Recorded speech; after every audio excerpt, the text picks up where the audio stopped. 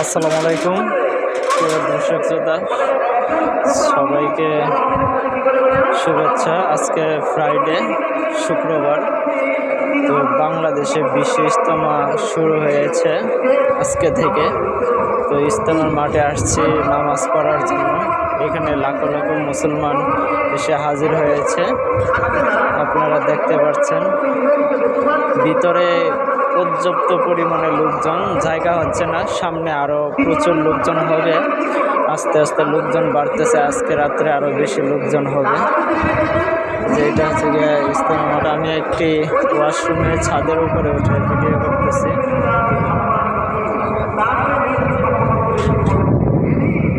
প্রচুর লোকজন ভিতরে, প্রচুর। এটা হচ্ছে গিয়ে আল্লাহ তাআলার, কি বলবো, আল্লাহ তাআলার নিয়ামত এখানে।